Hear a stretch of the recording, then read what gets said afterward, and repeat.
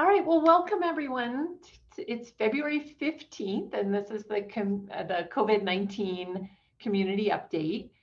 For once, there's not a whole lot new to talk about, so kind of like, whew, take a deep breath and rest.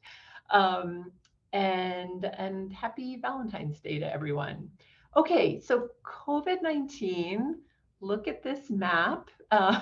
Overall, so again, this is the map that takes into account numbers of hospitalizations. So across the state, we're looking pretty good.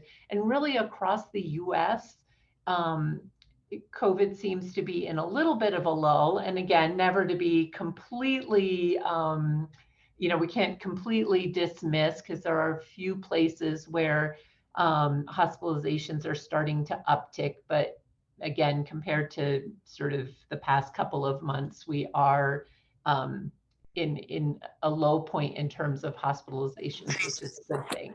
For community transmission, this is the one that's looking just at numbers of COVID cases and percent positivity. This is also looking better. And again, as we've talked about many times, this map is probably it is affected by the fact that we do a lot of home testing. So it's not like the beginning of the pandemic where we really felt like we knew kind of every positive case because everyone was getting a PCR. So just always look at this map with that little lens on. But again, overall looking better than it has in a while. And then this is looking kind of linearly at the number of cases, and you can see way over here on the right, we in New Mexico are at a low point in terms of number of cases. But it hasn't gone to zero, and neither have deaths across the US or deaths in New Mexico. So still something we have to be aware of. Okay, looking at the variants, this is sort of interesting, and I think somewhat similar to the last time we met. But XBB, which is the new variant, really is taking over most of the cases across the U.S. and in New Mexico. It is like we often talk about, we don't really know if it's worse than other variants. It does seem to be very highly transmissible, and pretty much each variant that comes along and kind of outcompetes all the other variants, you can say about that it's highly transmissible, because if it wasn't highly transmissible, then it wouldn't be kind of winning the variant battle. But again, the community at large, I mean, all of us between vaccination and prior infection, fortunately have immunity, some immunity. It's not perfect, but it does help prevent against hospitalizations and deaths.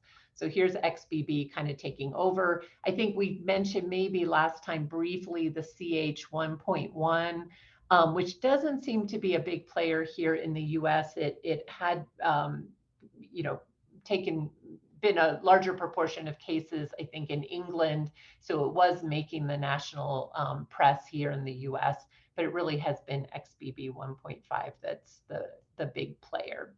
I should just mention, in looking at this, the reason there's a little break here in the, they kind of changed the formatting, but on the left side, this whole block is really based on actual data.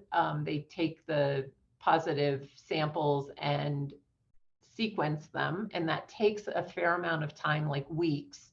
So it's not, as you can see, 12123 that isn't the most up-to-date. Well, it is the most up-to-date sequencing, but it doesn't reflect what's happening. So these 3 weeks here are based on projections or estimates of, based on the growth of the variant here, what we expect it to be right now. But that's why there's kind of a break in the map.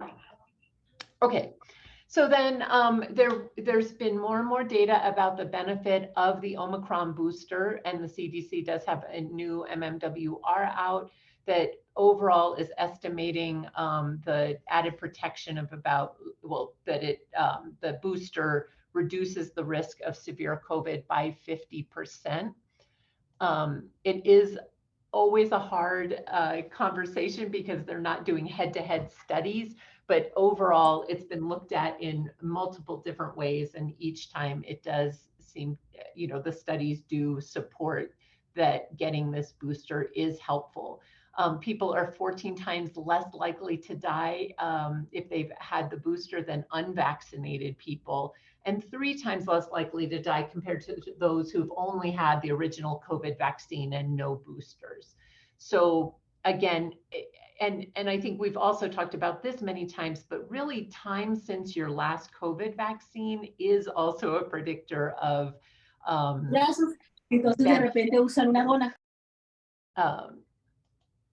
so if it's been a year since you've gotten any COVID vaccine, immunity does wane. It doesn't go to zero, but that's one of the reasons that really any booster you get is helpful. Okay, so on the not so good state of vaccines, the CDC did have a state of vaccine confidence report. And I think, as you know, one of the bad side effects of the pandemic has been, as the whole topic of vaccination got wrapped into the politicization of that we saw with COVID, there has been kind of a decrease in vaccine confidence across the board for even just basic childhood vaccines that we have accepted and have good safety data on and know save lives. And so I think, that's going to be our next big conversation, is not just COVID vaccine, but really all vaccines. And there's a lot of adult vaccines that save lives, pneumovax and Shingrix, and obviously flu. So some of the themes is people continue to have questions about the availability and effectiveness of the updated COVID-19 booster dose. I think, again, the naming of this vaccine was difficult. The CDC tends to call it an updated COVID-19 booster. It's been called the Omicron booster. It's been called the bivalent booster. So helping patients navigate that confusing language is really important. People continue to have questions about the safety of the updated COVID-19 booster. And, this is science in action. So, we do keep getting information. There was some worrisome safety data information that was released by the CDC. The FDA later, kind of resolved it and said they didn't think it was a big issue, but that is hard for all of us to be dealing with. And myocarditis does remain a very small elevated risk of myocarditis with the COVID vaccines. So, and then people continue to express pandemic fatigue, especially with the continued transmission of COVID, and then throwing monkeypox on top of that. But again, I think we do all have to get to a different mindset with COVID, which is, it is going to be part of our lives going forward. And so how do we protect ourselves and kind of make the best of it, I guess. So there's one sort of fun thing I'll pass along, which is the NIH, the National Institute of Health, has a website where you can report home COVID tests. So I feel like this is kind of like crowdsourcing information, but it's really easy to do if you've done a home test and you want to report it, especially positives. I mean, so this will be a way of gathering data that, people are collecting at home and has been kind of lost. And so anyway, I think it's kind of interesting. I don't know how many people will actually do it, but I think it's good that they thought about having a place people could do that.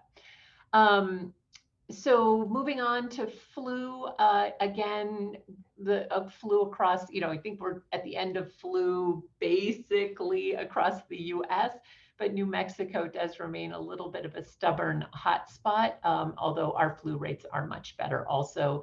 This is looking at influenza-like illness, which doesn't mean you've tested positive for flu, but you've had symptoms that are somewhat like flu. So it could be COVID, it could be RSV, it could be parainfluenza, and a number of other respiratory viruses. But you can see in the thicker yellow line, that's where we are now in New Mexico, doing much, much better. And in the US in general is in the thicker blue line here.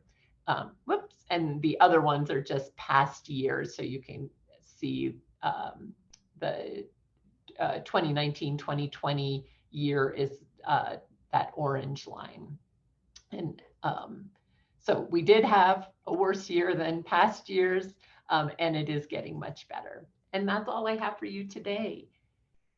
I think next time we meet, we should have a little more information on updates on vaccines, because the CDC will have met on that.